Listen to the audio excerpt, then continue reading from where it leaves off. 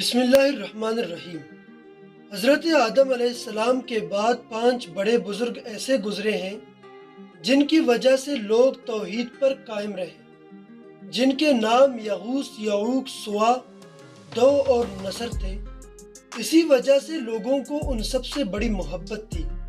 ان کے مرنے کے بعد سب لوگ بڑے غمگین ہوئے اور رنج و الم میں مبتلا ہو گئے۔ شیطان ان کے پاس آیا اور کہا کہ تم لوگ اتنا غم کیوں کرتے ہو؟ میری رائے مانو اور ان کی ایک ایک تصویر بنا کر اپنے پاس رکھ لو۔ روز ان کی زیارت کرنے سے تمہارا غم کم ہو جائے گا۔ چنانچہ لکڑی کی مورتیاں بنائی گئی۔ شروع میں روزانہ زیارت ہوتی تھی، پھر رفتہ رفتہ ان کی پوجا شروع کر دی گئی اور یوں دنیا میں باقاعدہ بت پرستی کا آغاز ہوا۔ چنانچہ اللہ تعالیٰ نے ان لوگوں کو راہ راست پر لانے کے لیے حضرت نوح علیہ السلام کو پیغمبر بنا کر بھیجا۔ اللہ تعالیٰ قرآن مجید میں فرماتا ہے، اور ہم نے نوح کو ان کی قوم کی طرف بھیجا اور وہ 950 برس ان میں رہے۔ حضرت نوح علیہ السلام حضرت ادریس علیہ السلام کے پھڑ پوتے تھے۔ آپ کا اصل نام عبدالغفار تھا۔ خوف الہی میں زیادہ رونے کی وجہ سے آپ کا نام نوح پڑ گیا۔ آپ علیہ السلام 950 سال تک اپنی قوم کو دعوت دیتے رہے، مگر سوائے چند لوگوں کے جن کی تعداد مفسرین نے 80 لکھا ہے، اور کوئی ایمان نہ لایا۔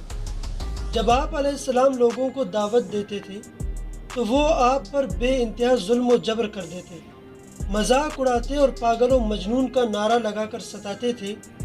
آپ علیہ السلام انتہائی صبر و تحمل سے مشن نبوت کو آگے بڑھاتے رہے۔ 950 سال بعد جب قوم کی طرف سے بالکل نا امید ہو گئے تو اللہ سے دعا کی کہ اب ان پر عذاب نازل کیا جائے۔ چنانچہ اللہ تعالیٰ نے آپ علیہ السلام کی دعا قبول کی اور آپ کو کشتی بنانے کا حکم کر دیا۔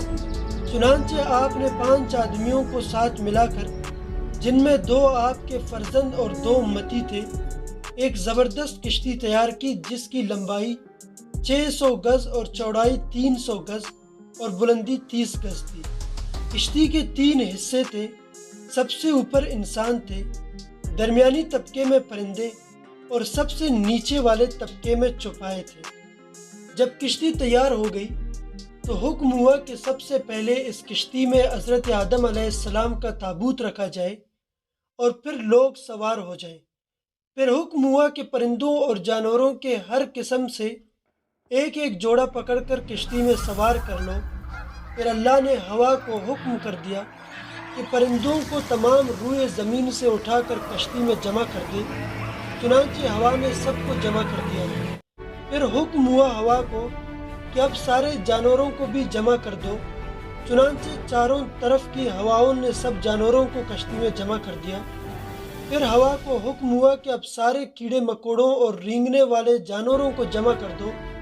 چنانچہ ہوا نے ان کو بھی جمع کر دیا۔ پھر اللہ نے حکم کر دیا کہ اے نوح، تمام انسانوں، پرندوں اور جانوروں کے لیے 1 سال کی خوراک کشتی میں رکھ لو۔ چنانچہ آپ علیہ السلام نے ایسا ہی کیا۔ جب تیاری مکمل ہوئی تو طوفان اس طرح شروع ہوا کہ ایک عورت روٹی پکا رہی تھی کہ تنور سے پانی ابلنے لگا، اوپر سے زوردار بارش برسنے لگی، جبکہ نیچے سے زمین شق ہو کر پانی ابلنے لگا۔